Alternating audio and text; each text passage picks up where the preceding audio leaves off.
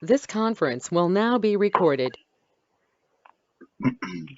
Okay, good afternoon, everybody. Dominic here with you, alongside Mr. Michael Lothar, and we're gonna be delivering you today a webinar based on 5S and the fact that it is the underpinning of any lean process or implementation. Now, I'm sure all of you know Mike Lothar and may have even participated in a 5S stint with him in your locations.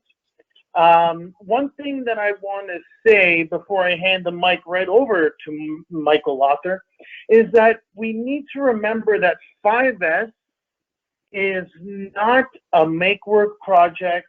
It is not a seasonal event. It is literally, when we say the underpinning of a lean process, it is because once you're done completing the 5S's, you are now organized and your workspace is prepared to become standardized. Okay? It is, and I'm not talking about just in the simplicity repair process or, I'm talking about lean management overall.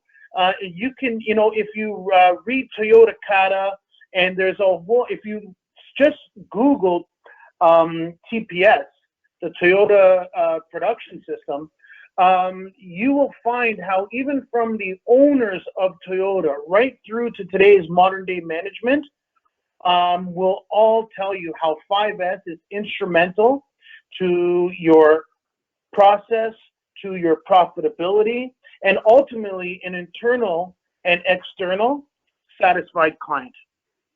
So with no further ado, I am going to hand it right back over to our 5S master himself. That's right, I said it, because he's one of the best that I've ever met at this, and I've gone through many a 5S stint in my time. But Michael Lothar, I'm going to hand it right over to you, and take it away, sir. Thank you, Dominic. You can hear me fine? Yes, sir. Okay, good. Had some troubles with the microphone, as you know. Yeah, thank you very much. Michael Lothar is the name. Most of you who have been already converted have been introduced to the 5S concept. As Dominic alluded to, it did come from Toyota. The 5S's stand for sort, set in order, shine, standardize, and sustain. As you can see, there's a Japanese interpretation of what those sayings mean. That's actually where it originated from, through Toyota. But it just means basically tidiness, orderliness, cleanliness, standards, and the discipline of sustaining your efforts. Let's see if I can get this to move. So 5S, although it's not necessarily one of our big four, it is probably one of the most important underpinnings, as Dominic put it, for making the big four work. Without 5S being done, it's you're setting yourself up for failure or collapse of whatever processes that you've tried to put in place already. So this is one of the reasons why we try to introduce this so early. You're trying to get an organized and clean production environment. It's going to simplify your work process. It increases the productivity, less time searching around for things, time spent. I always bring up the analogy of searching for the battery charger. I've seen people search for 20 minutes looking for the battery charger because the last person that used it didn't put it back where it was supposed to be. Reduces expenses, lost opportunities, reduces cycle time. Well, naturally, that's one of our biggest KPIs. Creates a safer workplace. You're not tripping on air hoses, parts left on the floor, those sort of things. It reduces employee frustration and improves overall shop morale. I've seen this many times. A lot of people don't believe me in the beginning or the early stages of the conversion. But anybody that has gone through the conversion and been able to implement this and adopt these philosophies will tell you, even the employees on the floor, right down to the detailer, will tell you that it's a much happier place to work. And that's going to help you maybe retain people, and obviously maybe get people to come on board because your place is the higher standard. It builds pride in the workplace. Your employees actually are proud to work in a place that's clean and easier to work in, find stuff, get stuff done faster, etc. Builds customer confidence. First impressions from a customer are the most critical. And it makes it easier to onboard and train new employees because new employees that come on board will understand your philosophies, your way of doing things. Things don't get left on the floor. Water bottles don't get left on the counters. At the end of the day, everybody cleans up their own workspace, those sort of things. And it makes underlying problems and obstacles visibly stand out immediately. So if you've got any sort of constraints or obstructions in your shop, or things are sort of binding up for any reason, not moving through your production flow as steadily as they should, this usually helps identify the reasons why. Maybe things aren't put in the right places. So, the sort, this is basically the Cole's Notes version of how to, go through this. You go through everything, touch everything. Does it have anything to do with your production? Anything that doesn't have to do with production on your floor should not be there. Friends' tires, your kid's bicycle, or some other project that you may be working on. It should not be on the production floor. It's your shop. It's your space, but you're only impeding yourself from your own success. Should it be sold? There's a lot of items that are probably in your shop where you probably have 2 or more of. You don't need that. You probably could get rid of it on Kijiji or something like that. So give it to a scrap dealer, or maybe one of your employees wants it or something like that, right? Set an order, put things in place, your tools, your materials, things that you keep every day or use every day. You want it at arm's reach. You don't want to be able to, having to travel to the stock room to go and get something that you're using on a daily basis. Then let's put it back. But things that you're using once a week should be probably put into a cabinet. If you use it once a month or something, put it into storage. It's maybe something larger like a welder or some sort of a P4 frame thing, that a system. Those are sort of things that you want out in the floor, but you want a spot that's conducive of everybody knowing where it is and it's easy to get to, etc. Right? Shine. This is a very important thing where when you are performing 5S, my personal belief is that the best 5S efforts that we've ever sort of made was when we take everything out of the shop, and I mean everything right down to the floor, the ceiling, the walls, and then you blow out and pressure wash the entire store top to bottom. Sometimes you can't do that, particularly in the wintertime because of the weather, but the paint booth is also another alternative where you just put everything into the booth and do the exact same thing. But without doing this, you're really just sort of sweeping around or dusting around permanent objects, etc. Where this way you're getting it, it's spring cleaning. You're cleaning it right down to the bare metal and bare walls. And in some cases, maybe you want to paint, maybe you want to do a renovation or something like that. This is all part of it. And standardizing, making sure that everybody understands, what it looks like, what they see. Perhaps it's even putting a laminated photo of what that look is supposed to be. But this involves your entire team. You want your entire staff to understand what your goal is, and they will also understand what the look is at the end of the day, and know where everything is supposed to be. And it's not. It's not something that happens overnight. Sometimes you'll think that you've got the plan, but with the collaboration of your fellow staff members, you're going to find out that maybe that's not the best place for something, and you work on that. It's fluid, but that's not to mean that it's not working. It just means that you're just changing things up. And then sustaining. This is probably the most difficult part. Many times I've seen 5S take hold and then sort of go off the rails. And that's simply because there's maybe just not as much commitment as there should have been, or it wasn't communicated as maybe thoroughly as it should have been the first time. But it does take a lot of effort, and it's not easy. I promise you it's not easy, because I've seen and gone through this many a time. But I have also seen where 5S is sort of an evolution and it continues to improve. We've had many stores that have really sort of jumped on this once they sort of understood it and everybody sort of bought in, the employees, etc. They all sort of jumped on it and said, oh, let's do this better, let's do this better. And it's continued to evolve and get even better. And obviously it helps everything else, your KPIs and employee morale, as I've already said. Actually, let me go back to this little video here, because 5S is not necessarily only in the workplace. It can also be used at home. Maybe not in the same sort of explanations that I'm going to go through, but it does sort of lend itself to, if I can get this open, let's see.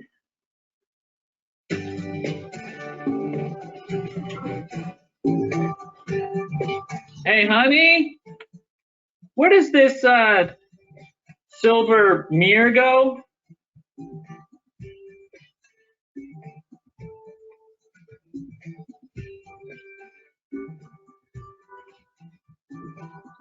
Hey, or maybe it's one of those silver platter things.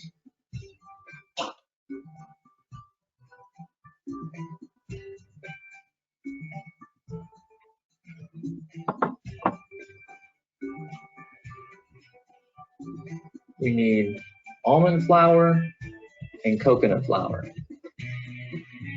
Okay. Coconut, almond, they're all white.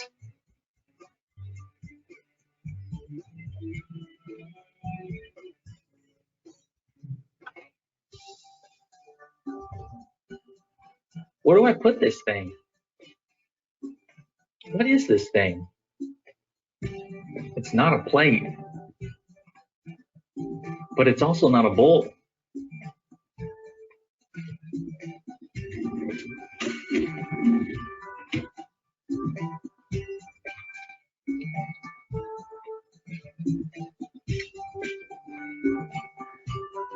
Honey, isn't my lunchbox in here? I wish I wasn't always having to clean this darn thing.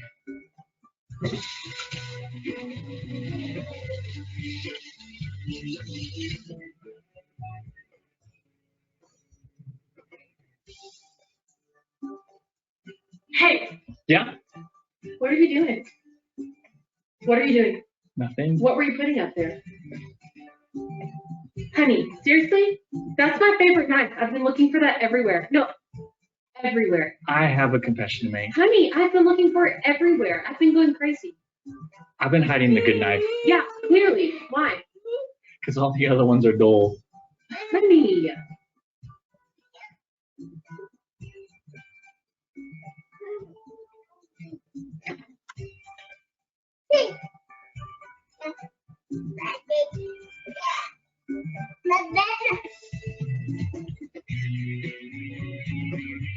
Okay, Sadie, let's go find something to eat. All right, Sadie. Hey, you want some beans? I like beans. Oh, God. Hey, honey? Yeah? Whose day is it to take out the trash? Honey, it's always your day to take out the trash. Trash point.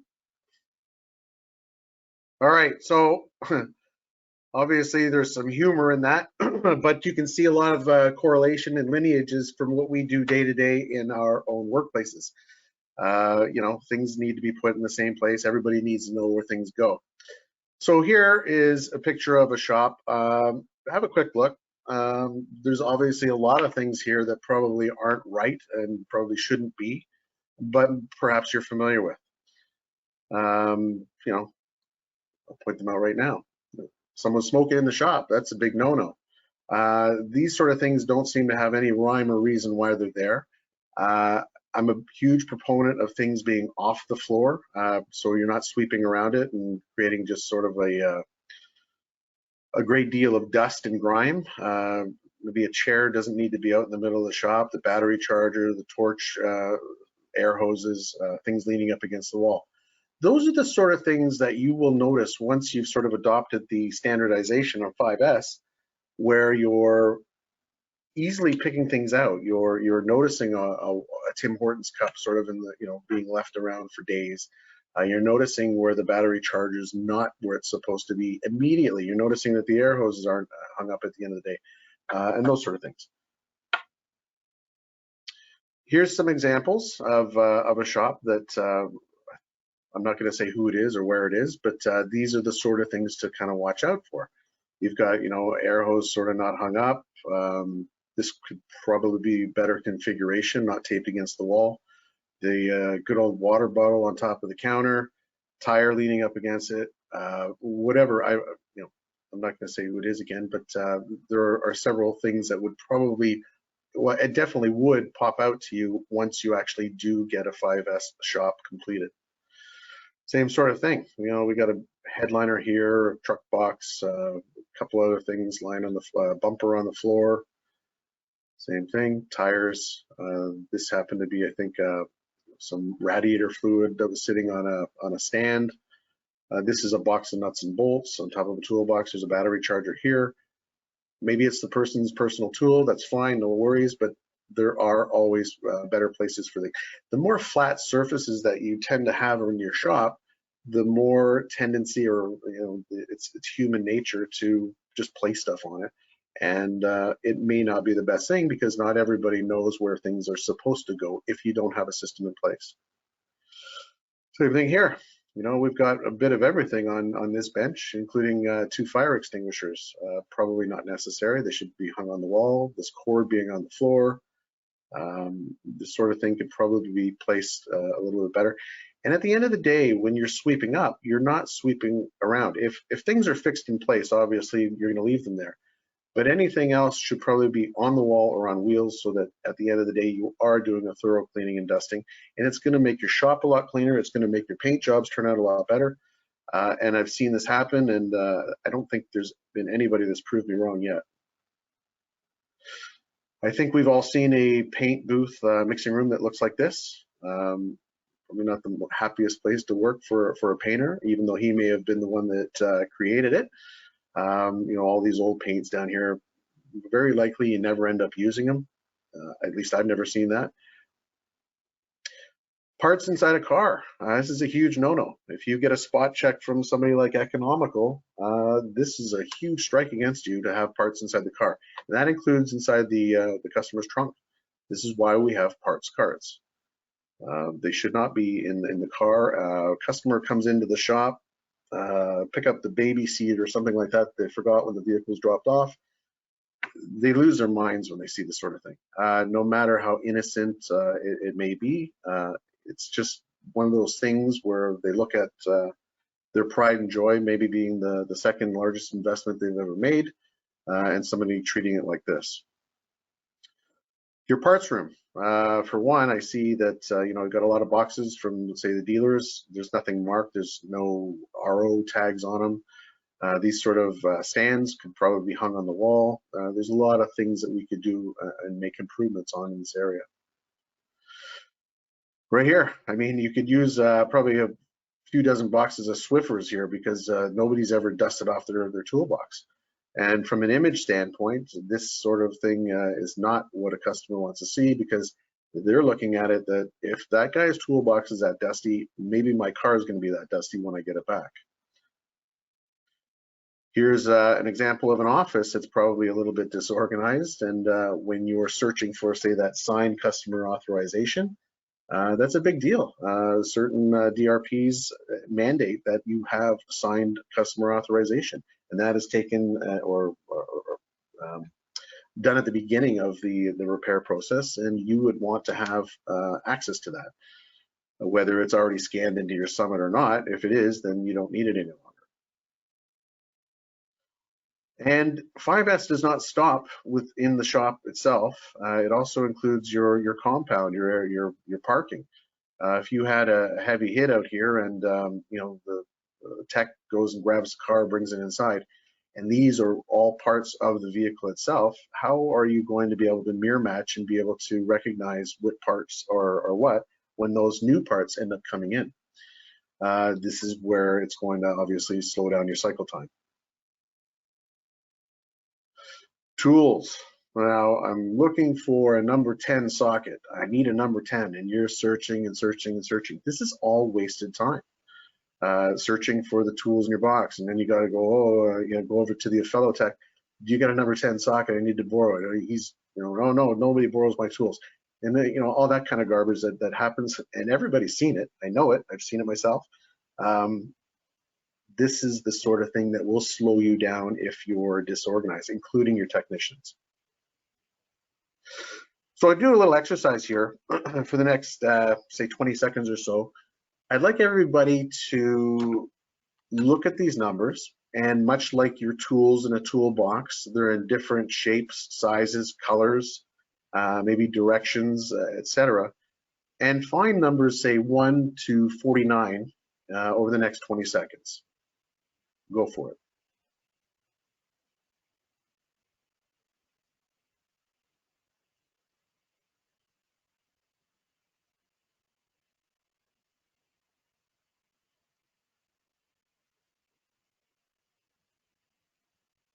All right. I don't know how far each of you got. I'm not going to ask everybody. Normally, I would sort of hand this page out to a shop to see how they get, but I doubt that anybody managed to reach number 49 by going through all these numbers and trying to figure it out.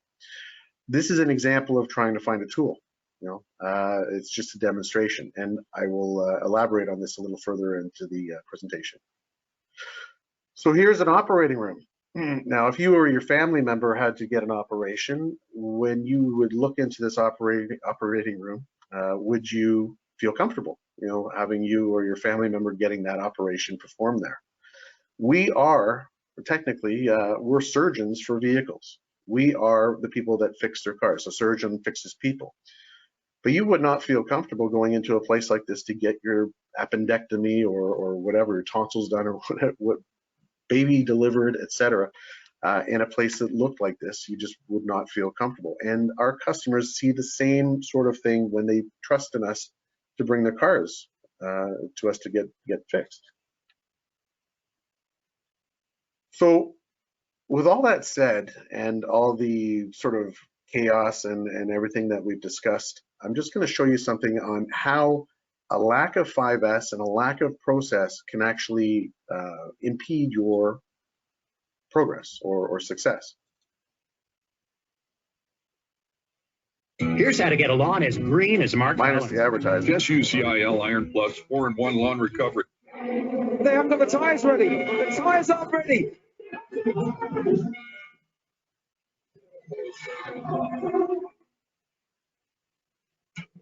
Ricardo is sat there waiting. Did he make the call? Did the team make the call? Whoever made the call, the tyres weren't ready. Super soft tyres going on. Hamilton now makes his way around Anthony Nose, the final corner. Ricardo put in a really decent lap, but is it going to be enough to come out of the pits and lead this Grand Prix? I rather get the feeling that it's going to be time one. Here comes the Mercedes of Lewis Hamilton. Ricardo on the inside. Hamilton takes the lead. But Ricardo, of course, has that inside line into Sandoval. Hamilton now leads after a pit stop that saw Daniel Ricciardo sat stranded waiting for his tyres. I was called in the box. I didn't make the call. I got called, so they should have been ready. How do you think the team is going to explain away the fact that they called you in and yet weren't ready for you? Don't know. And right now, I don't want to hear it. I don't want to hear anything. I want to get out of here, to be honest. Again, I feel I've delivered and done everything I can and not been rewarded. Lewis has a trophy today, and a bit like 2 weeks ago, felt that should have been me, and it wasn't, and I don't have the trophy. So this one was, if Barcelona wasn't clear, this one was crystal clear. And again, I mean, I held my head high in Barcelona and took it on the chin, but this one I don't know how to handle. It hurts. It really, this one hurts a lot more than any other. Nothing you can say can make that any better. So let's imagine Lewis Hamilton as being the our competition, who's basically ate our lunch by getting things done quicker and winning the race. and the race car driver that lost being our customer. Super disappointment because the people that were left in charge to repair the car or change the tires, whatever, are the ones that dropped the ball.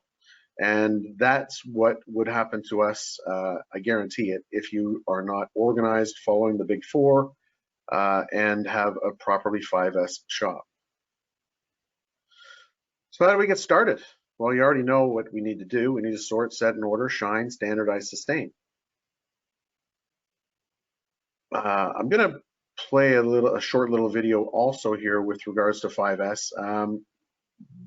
Disregard some of the grammatical errors that you may see here. I think it was translated from another language, but you'll get the point. And I just wanted to give you this visual rather than all of me talking and showing pictures.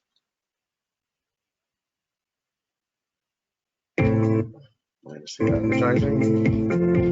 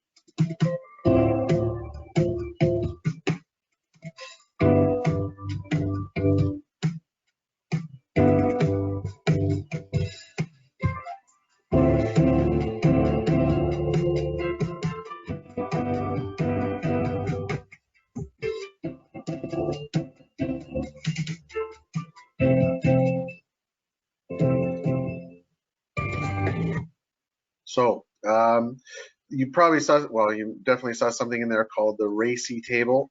I've never used that, but this particular video is more geared towards an office environment where maybe several people are working in a call center or some sort of a reception area. But it just goes to show you how applicable 5S is to everything, your home, your office, your shop, whatever. I mean, I 5S my basement over the past this stay-at-home thing, and I love it now. All of my stuff that I had in storage since we moved into this house has all been organized and labeled, and it's awesome. You saw a red tag thing over here where they talked about it. This is where you decide on what you're going to get off the floor, and in some cases that may take a little bit longer. In some cases it's just a matter of throwing it in the garbage. I've seen a lot of shops where it's required maybe as many as 3 20-yard bins, I think, and it's still needed further work. So you can imagine how much stuff you end up collecting, thinking that you're going to need it, but you don't use it. There's a philosophy to say if you haven't used it in the last 90 days, you're not going to use it in the next. Get rid of it or sell it or whatever. But what should a fully completed and sustained 5S shop look like? Well, the first way to get there would be to communicate with your staff. You can't push this or force this on people. You need to involve everybody because everybody needs to be involved. Everyone needs to take part in this, not just the one guy that maybe you designate to sweep the floor at the end of the day or empty the garbage cans or whatever. Everybody maybe has their own responsibility, but you can't leave it up to one person. And you certainly can't expect yourselves or managers or admin staff to do it themselves either. But everybody has to sort of own it and take responsibility, and that creates a sense of pride and ownership in the whole process. So the first thing would be to talk about your plan and where you want to get to. Next part would probably be to take a floor plan, and many of the conversions that I've done, I've created floor plans and production flow plans for the shop. Production flow is going to help you move more cars through every day, through your cycle. It's going to help recognize where your constraints are, recognize where things should be done versus shouldn't be done, such as, where's your x-ray estimating going to be done when a drive-in comes in for a drivable estimate? Where's your repair planning going to be done that's for, say, maybe a heavier hit that's going to sit there for a while? Where's your detail going to be, etc.? Where's your hot zone? These are all things that are trained within the conversion. But if everybody knows where the vehicles are supposed to be, they will recognize where they're supposed to go to, take the vehicles out of, reassemble the vehicles, and stuff like that, including your office staff. The production screen or the ladder of qualification in Summit should mimic where these vehicles are. A person in the office, maybe never worked on a car in their life, should be able to look at that production screen and know where the car is and be able to come out and expect that car to be in that spot based on what's in your Summit. This is something else you can do for maybe larger projects, maybe renovations, maybe something that can't be done immediately on your, say, 5S day or weekend. You would put together a plan. I'm going to get rid of these 2 extra frame machines that I have, or sell them on Kijiji or whatever. I'm going to do this renovation in order to make things a little bit more easier for my guys to work in the shop. These would be where you would lay out a plan. You set a date. If you don't measure it, it's not going to improve. And if you don't hit the target, no problem. But just put down a reason why the delay was incurred, and work to get around it to fix it and improve upon. Parts carts, you all have this in your tree file. This is basically why we use the parts carts. We label them with the RO number. We use this with the old parts. We mirror match with the new parts. Once the new parts have been mirror matched, as long as you've got pictures of everything, you can throw out the old parts. There's no need to hang on to old parts. Now, this isn't the old days where you hung on to stuff because in case the insurance company wanted to see it. Here's an example of a parts cart. Lines painted on the floor. I'll get into that in a bit. Oh, look at that, a broom hung up on the wall. This here is regarded as a shadow board, where everything has its place, so everybody knows where to get to what they need to get. Brooms, shovels, etc., hung up on the wall as much as possible. It just creates an easier environment to clean up at the end of the day, and it obviously looks a lot better. Everything gets labeled, all of your stock, so your guys know what to get when they need to get it. So you're not grabbing the wrong product. You're not keeping, say, almost empty product or empty shells of caulking and stuff like that. And you remember that video of the father trying to make a recipe and tasting the flour in order to be able to get the right product. If things aren't labeled, you may end up grabbing the wrong stuff. Same sort of idea here. Everything nice, neatly, where to grab the WD-40 if that's what you need. But everybody kind of gets what we need to get in our stock rooms, and if it's all organized, rather than going through boxes that are left on the floor and maybe running out and not knowing that you run out, these are the remedies to get around that. Ooh, look at that, nice, clean, organized paint room. You know, and again, there's nothing wrong with something being on top of something, but as long as it's necessary, it doesn't matter if it's on top of a shelf. But everything is much cleaner. Your painter's going to be a lot happier. Maybe he doesn't know it yet, but I promise you he will be. So when you do get to the point in which everything sort of is set in place, and all of your guys on the floor sort of agree to it and say, okay, yeah, that works, that's the best. It does take time, but it does involve everybody to provide their own input. But you see these A-frames here, they're hung up on the wall, not spread out all over the floor. You have a spot for this particular parts cart. You have spots for you know, vehicles maybe in prep or vehicles in hot zone. You can get to this level where everything has a spot, and you're going, you know, to the point where, depending on the size of your store or the amount of production that you put through, to where you will quickly recognize if there's a spot empty, you're going to wonder why, and everybody else is going to wonder why, and that may be an indication of a constraint. Something's bottlenecking. Something is getting stuck. But for, you know, the first part of this, I would recommend just sort of designating spots for certain tools in certain places that everybody knows. Maybe taking a picture of the standard on what it's supposed to look like and those sort of things. But eventually you can get down to this level where things will move through even quicker as a result of putting lines on the floor for certain areas and mimicking your production flow. Now, I don't think you could ever find an employee or a technician that wouldn't want to work in an environment like this, but this is kind of the level that you want to get to. You want to, you know, have everything just sort of real clean sight lines. You're not tripping over anything ever. You know where to find any tool or equipment or welder, etc., that you need, and it always gets put back in the exact same place and it's cleaned up at the end of the day. This is a parts area that's nice and clean and organized. Parts carts should, you know, go beside the car when the car is being disassembled, goes back into the parts area, comes back out when the car is being reassembled. That's the philosophy that we're, you know, when we talk about parts management.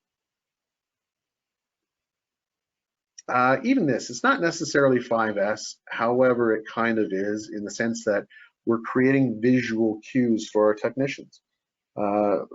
The less a technician has to stop you to ask you questions on what do I do next, boss, the more time it's going to buy you back and sort of speed things up. So by creating visual cues through our repair planning and notes on, say, sublets or repair procedures, that's going to mitigate a lot of the times when the technician says, gee, boss, I got a question, and coming back and forth to the office to sort of distract you and taking up your time. And all of this sort of adds up throughout the entire production process. A production board. Most of you, I believe, have probably seen this. Having meetings in the beginning of the day with your staff to provide the expectations, have a group discussion with your technicians to see what's going to get done, what's going out today, what's coming in today, and moving the car through the production via the production board is going to buy you a tremendous amount of time. Assigning RO numbers to each tech or individual, say the painter, creating a 5-day paint schedule so that you have some flexibility if you miss something, say part didn't come in. All of these sort of things will buy you time back, and I guarantee once you get used to using this, anybody that has gotten used to using it will tell you it's a lifesaver. A nice clean office. This is sort of the standard, maybe not our colors, it's not our shop, but you know, this is something that's clean, it's organized. You know, customer comes in and he can see. Some people have a viewing window to the shop, so even more importantly, this is why you want your shop to look great. For those of you that are still using paper files and not everything in Summit, there's some advantage to color coding your files.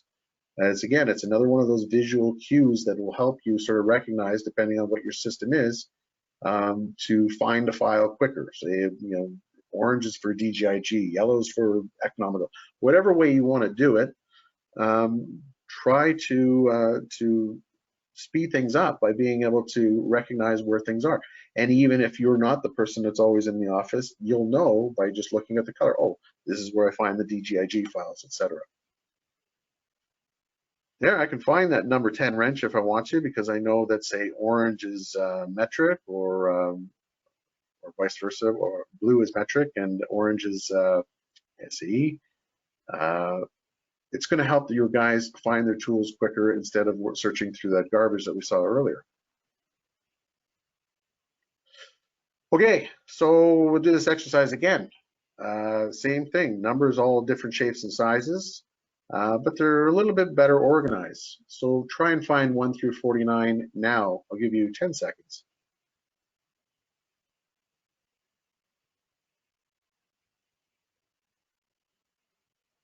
I don't even think you need 10 seconds. So pretty simple, right?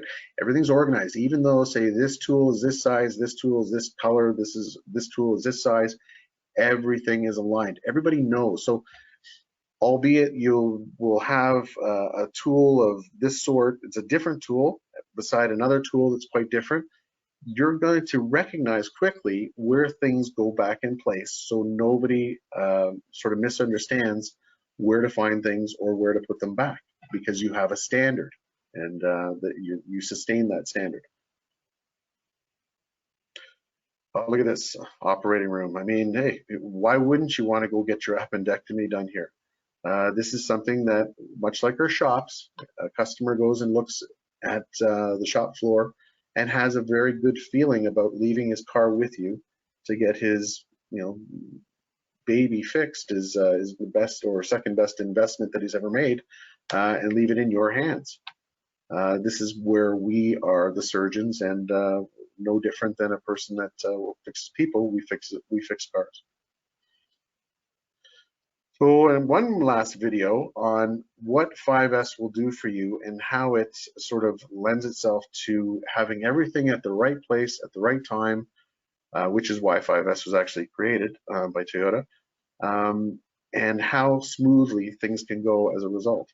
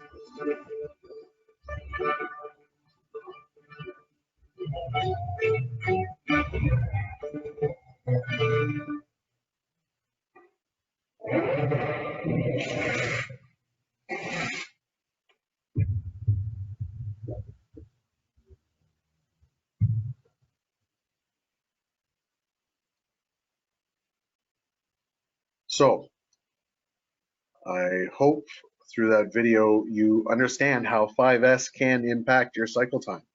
Having everything at the right place, the right time, teamwork, everybody knowing what to do, when to do it, where to find stuff, those sort of things. Obviously, we don't do things in 2 seconds in our business, but that's just a demonstration. Same race team, by the way, that was in the previous video where they forgot the tires. They did, I don't believe they have it now, but they did at one point in time have the world's record for the fastest pit stop time. So almost at the end, regarding red tags, this is a sample. I will actually have this put into everybody's tree file at some point where you can go back and reference this entire document, but you could print this off, or you can buy these too to red tag items that you want to get rid of. But another thing that is kind of helpful is designating a certain person. Maybe you revolve throughout your staff to have that person designated to monitor the 5S efforts of all the people in charge of cleaning their areas. And this is just sort of a checklist, making sure at the end of the day things are done as they should be, and then bringing it back to the owner or manager or whatever, and the next day that he reviews it and says, okay, well, obviously this guy didn't do this or do that.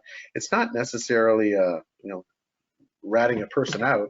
It's just making sure that standardization and sustaining sort of sticks, because if you ignore it, it will not stick. And I promise you that it does take a lot of effort, but when it does stick, it sticks forever. It becomes more of a it's a philosophy, it's a fundamental. It's not your mom telling you to make your bed or clean your room or something like that. It's something that actually builds pride and ownership within each and every employee in the store itself.